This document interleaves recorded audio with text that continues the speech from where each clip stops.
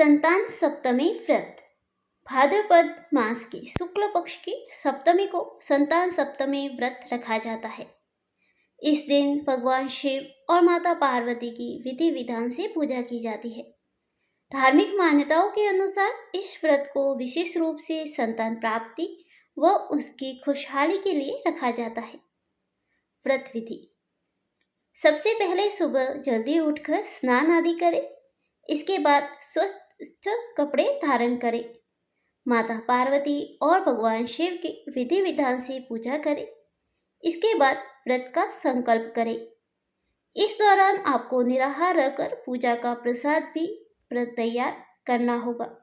प्रसाद के लिए खीर पूड़ी व गुड़ के 7 पोहे या 7 मीठी पूड़ी तैयार करें।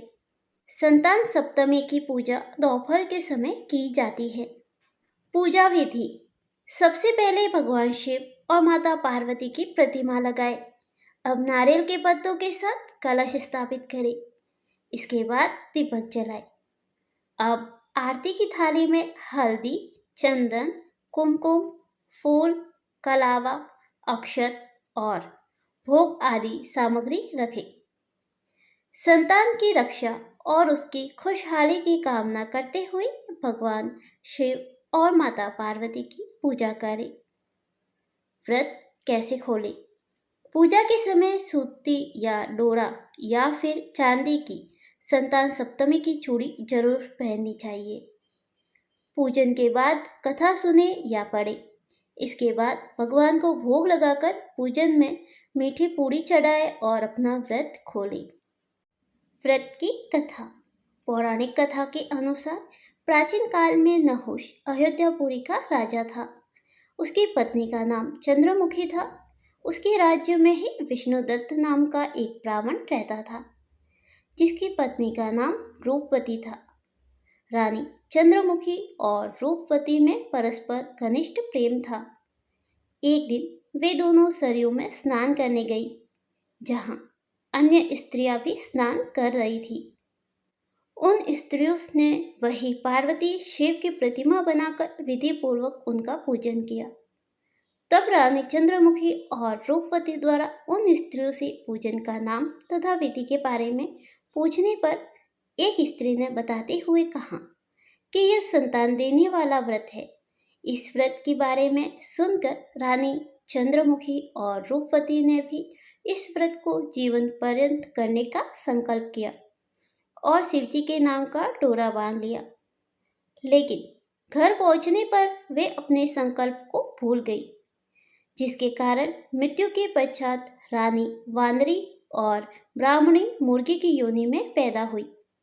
कालांतर में दोनों पशु योनि छोड़कर पुनः मनुष्यों की योनि में आई।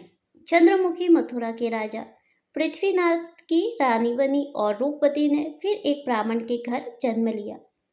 इस जन्म में ईश्वरी नाम से रानी और भूषणा नाम से ब्राह्मणी जानी गई। राजपुरोहित अग्निमुखी के साथ भूषणा का विवाह हुआ। उन दोनों में इस जन्म में भी बड़ा प्रेम हो गया।